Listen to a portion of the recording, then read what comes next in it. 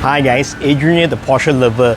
For today, I'm going to service my Porsche Boxster. If you catch my previous video, I actually talk about why you should service the car even though the mileage is not due yet, but the time is really overdue. So for today, I'm going to service the car and show you how dirty the engine oil is and what are things I do when I service my car.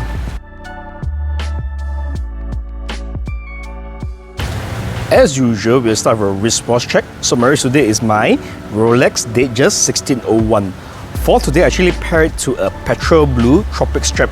I know it's a bit unconventional to pair a dress watch to a Tropic strap, but however, I love the color combo for this.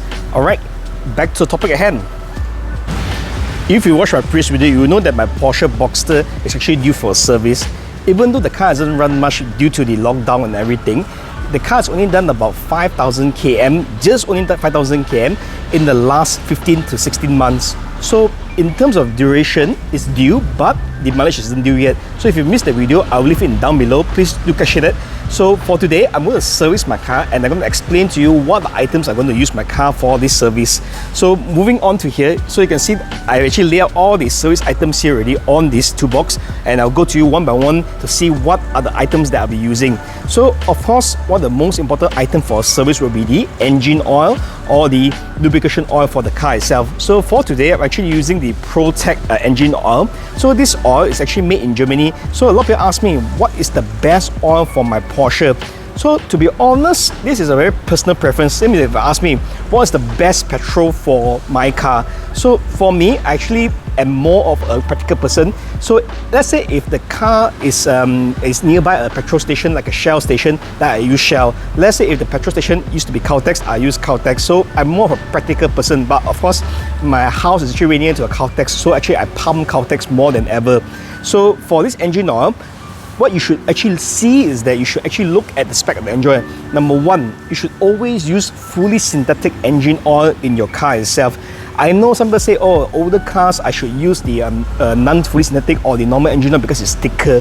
So that is not really a true item, because nowadays, even the new engine oil, whether be it the normal engine oil, the semi-synthetic or the fully synthetic, all have a similar rating. So what you should do is that two things. Number one, you should look at the rating. So you see it's 5W40. It means that this is the thickness of the oil. So a lot of people say that, oh, 40 thickness, okay, not bad.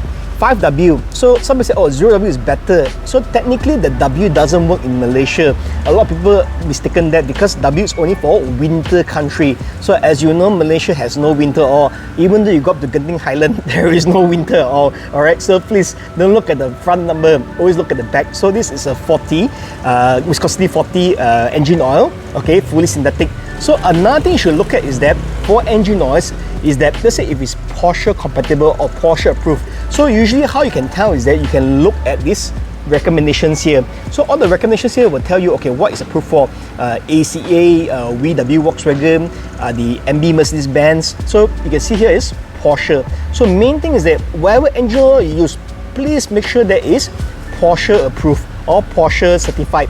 Alright, so as mentioned earlier, this oil is actually from Germany, which I'm going to use my car, which I've been using since day one. Moving on to the next item we use my car will be this oil system cleaner. Before we drain the oil in the car, we actually pour this into the car itself, a bottle of this. So it will treat the engine oil. What it do is that it will clean off all the sludge, all the contaminants in the engine oil. So think of it as a detergent. So it's a detergent, but of course it's not harmful for the engine, because please don't put detergent into your cars. You will harm the engine, all the oil system and everything, okay? So a lot of them actually claim to clean the car, but it's actually harmful because there is alcohol content or alcohol base. That's a big no-no. Alcohol is, okay, there is a different alcohol from the body. I'm talking about whiskeys, I'm talking about alcohol-based products in the car. So you shouldn't put any alcohol-based products in the car itself, because it will destroy the seals in the car. So this is a very safe product. So you put in the car, you run it for a couple of minutes, and then you drain the oil. So it will ensure that as much dirty engine oil is taken out. So the theory is that the more engine oil, dirty engine oil you take out from the car, the more cleaner oil you can put back into the car, which means that the car can run more efficiently. At the same time, you will reduce the wear and tear. Moving on to the next one, this is the fuel system cleaner for the car itself. So what the fuel system cleaner does is that, as the name implies, it will try to clean up the fuel system in the car itself. So this actually is a very cool product. Maybe I'll do a video later if you're interested. What I do is that this product actually absorbs moisture or water content. So a lot of people say, how come there's moisture in my petrol tank? How can that be? As you know, if we live in Malaysia, Malaysia is a very high humidity level, about 70 to 80% depending on the time of the year. So it's very high. So end of the day, there's a lot of moisture in the tank in the petrol station itself. So when you pump it up, you suck it up the thing. Let's say for example, you're very unlucky if the tank hasn't been cleaned, or the thing is that it's already almost at the bottom, you will suck out a lot of moisture or water content, and that can cause the car some serious issues. So next one, we have the gut feel. So for the gut feel itself, the gut feel is actually similar to the fuel system cleaner, but it has a very cool feature because this actually has anti-foaming. So, so when you think anti-foaming, you talk about bubbles. So bubbles actually no good because why? Bubbles actually cause the car to have more wear and tear. So this actually has anti-foaming. Actually, engine oil also has an anti-foaming property, unbeknownst to most. Okay, so this actually adds on top of that and also helps to improve the fuel quality for the car. Next will be Octane Booster. Oh, I think this is self-explanatory. A lot of people or car enthusiasts will know. Okay, for those non-car enthusiasts, Octane Booster actually increases the RON rating for the car itself. Actually made the video earlier on detailing on whether you should put it RON 95, 97 or 99 or 100. So you check the video out, I'll leave it in the link down below as well. So for this one, usually Octane Booster, I'll put it in the car because I want to drive it spiritedly after a long while. I want to feel the power because usually I'll pump RON 97 into my Boxster. But unfortunately, the RON rating rated for the Boxster is RON 98. So I couldn't get the RON rating. So I'll put this to increase the RON rating to improve the performance of the car so that I can feel the full power of the car itself. Here, the last item for the engine itself will be the Nano Engine Protection. This actually applies a thin layer of Nano Protection onto the engine surface itself internally. We'll polish the engine oil after everything is said and done. So what happens is that it actually reduces the friction in the engine oil, and at the same time it will reduce the heat and the wear and tear in the engine, so your engine will last longer as well. So all these things I mentioned here, all the wear and tear and everything, it does not happen over 1 month or 2 months. It happens over years and years. So usually if this car has been serviced and using these products for a long time, you will see a difference after 5 or 10 years. So whoever buys the car for that, or you plan to keep the car that long, please take care of the cars, because or if you just bought a pre-loved Porsche Cayman or 97.1, so those cars are already more than 10 years old. So you will use this to maintain or to prevent further wear and tear to the engine. Alright, so I'll move on to a few more items here. So here you can see this is an anti-sulphation battery ring. Let's say if the battery has a little white color acid, I'm not sure if you've seen before. If you have, that actually is no good for the battery and will kill the battery very fast. So you put this anti-sulphation battery ring to prevent that from happening. Windscreen Cleaner. This is very important as well. I use this a lot actually. So this actually is a soap solution you put into the windscreen washer tank. So if you use a cheaper one or expensive one, what's the difference? Okay, how do you tell the difference between a good quality and a bad quality one? What you do is that if you leave it for a long time, you can actually see that this the solution inside there will actually drop to the bottom. Means it will have a sediment. That means that this is not a very good thing. What happens is that it will actually clog up the washer pump motor. At the same time, it will also clog up the lines in the car itself. Alright, so this is actually how you tell a good quality and versus a bad quality. Klima Fresh is an antibacterial. Again, I did another video previously because I won't go to lengths, but this will actually help to sterilize the interior of the car. As you know right now, it doesn't kill COVID, unfortunately, which I hope it does, but it kills a lot of bacteria. So it actually improves your immunity system. Alright, and last but not least, this is the oil filter for the car itself.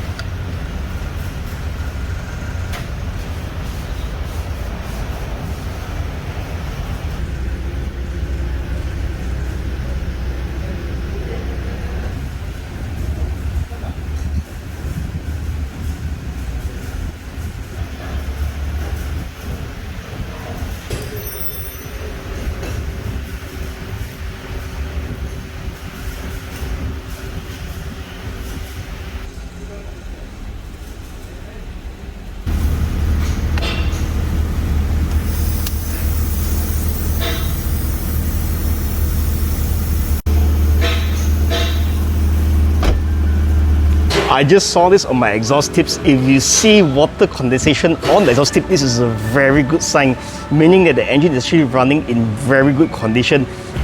Alrighty, the engine oil service for the car is done already. So one thing I didn't show you guys was that I actually did an inspection for the car itself. So this inspection is actually the same inspection as the PPI, the pre-purchase inspection, where we'll check the coolants, we'll check the brake lines, we'll check the battery, the tires, the brakes and everything. So for this one, I just skipped it out because I already did a video before that, which I also linked in the link down below as well. So what I'm more interested to know is that how's the engine oil condition after the driving of 5,000 km for this Boxster, after more than a year plus. So over here we have both the engine oil. So the left one is the old engine oil for the car, which I drained, and this is the new engine oil which I put into the car itself. So the left one, you can see how black or how dirty the oil is. Of course, I used the oil system cleaner where I actually drain out more contaminants from the engine itself, and this is the new engine oil. You can see it's very clear, almost you can't see it unless I move it. Alright, so as I mentioned earlier as well in my previous video, this also contribute to the IMS bearing wear and tear. So you have more dirty oil, it will actually affect the IMS bearing and cause it to wear faster than normal. I hope you guys enjoyed the video of the service of a Boxster. I actually serviced the Boxster in the hopes that we'll be able to drive soon, because the Malaysian government is slowly but surely relaxing all the SOPs, and we hope we can go for a convoy soon enough. I will leave all the links of the products I use on my car down below if you're interested. At the same time, if you have any questions, please leave in the comment section down below. So please do stay safe, follow SOPs, and God bless.